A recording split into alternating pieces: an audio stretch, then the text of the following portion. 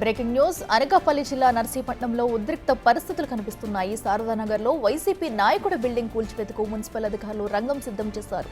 ఆ బిల్డింగ్ అక్రమ నిర్మాణంగా వాళ్ళు చెబుతున్నారు. అధికారుల తీరును మాజీ ఎమ్మెల్యే ఉమాశంకర్ గణేష్ తీవ్ర స్థాయిలో మండిపడ్డారు. దౌర్జన్యంగా కూల్చివేస్తున్నారంటూ ఆరోపించారాయన. ముందు జాగ్రత్తగా పోలీసులు పెద్ద సంఖ్యలో మోహరించారు.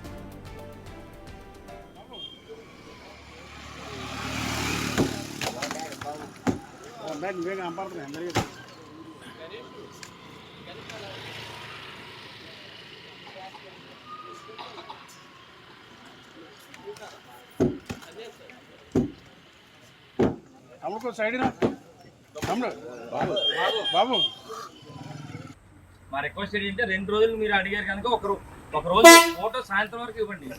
తీసుకుంటాడు నేను ఎలా కొడేస్తారు తెలుసు. ఇప్పుడు సుమారుగా 4 నెలల నుంచి ఒత్తిడి, స్పీకర్ గారు ఒత్తిడి ఈ డిపార్ట్మెంట్ అంత మీద ఎందుకు నాకు అర్థం కావట్లేదు. స్పీకర్ గారు అలా చేస్తారు. ఇప్పుడు మంచి చేయాల్సి పోయి ఇలా ఇల్లు కొట్టుకుంటూ పోతుంటే స్పీకర్ గారు మేము అంటాం, అధికారులు ఎక్కడ మేము అంటలేదు సార్.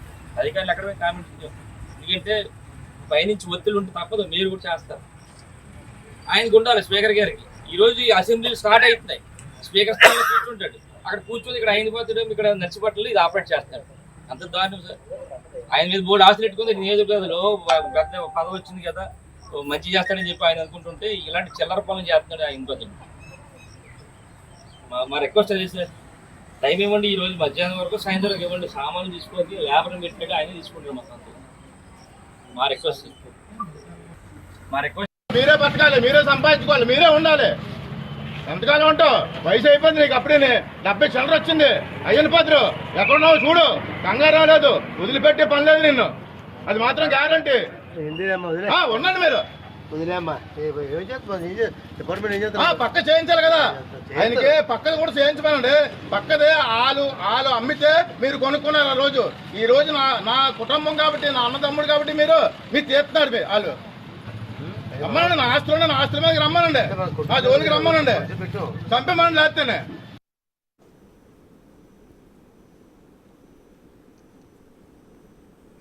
ఇక నర్సీపట్నంలో వైసీపీ నాయకుడికి చెందిన ఆ బిల్డింగ్ తొలగిస్తున్నారంటూ కూడా అటు వైసీపీ నాయకులు అయితే ఆందోళన చెందుతున్నారు. అయితే అక్రమ కట్టడం వల్ల దీన్ని తొలగిస్తున్నామంటూ కూడా ఇటు అధికారులు చెబుతున్నారు. ఈ నేపథ్యంలో కూడా అక్కడ ఉద్రిక్త పరిస్థితులు అయితే తలెత్తాయి. ఇదే అంశానికి సంబంధించి మరింత సమాచారం మా ప్రతినిధి రాజు అందిస్తారు. రాజు, చెప్పండి, మరి ఇది నిజంగానే అక్రమ కట్టడమా? ఒకవైపు కూడా అటు వైసీపీ నాయకులు కూడా టైం ఇవ్వండి అంటూ కూడా వారు కోరుతున్నారు. ఒక డీటెయిల్స్ ఏంటి?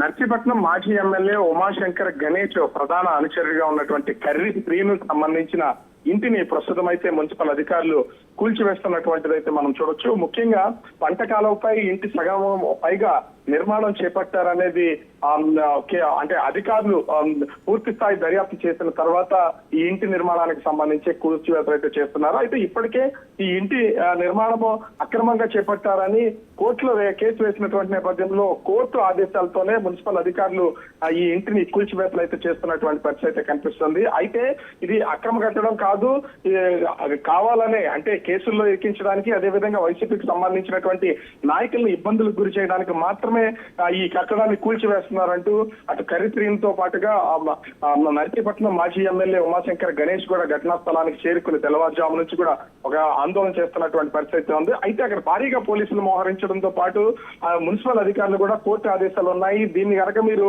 వ్యతిరేకిస్తే ఖచ్చితంగా శిక్షార్హులు అవుతారని చెప్తున్నటువంటి నేపథ్యంలో అక్కడ కొంతమంది కూలీలను తీసుకొచ్చి ప్రస్తుతం బిల్డింగ్ కి సంబంధించి కూల్చివేతలు అయితే జరుగుతున్నటువంటి పరిస్థితి కనిపిస్తుంది. అయితే ఇది కేవలం గతంలో కూడా ముఖ్యంగా ప్రస్తుత స్పీకర్ గా ఉన్నటువంటి అయ్యన్న పాత్రుడికి సంబంధించినటువంటి ఇంటి నిర్మాణాన్ని కూడా ఇదే విధంగా వైసీపీ అధికారులు ఉన్నప్పుడు కూల్చివేసినటువంటి ఘటనలు అయితే చూసాం.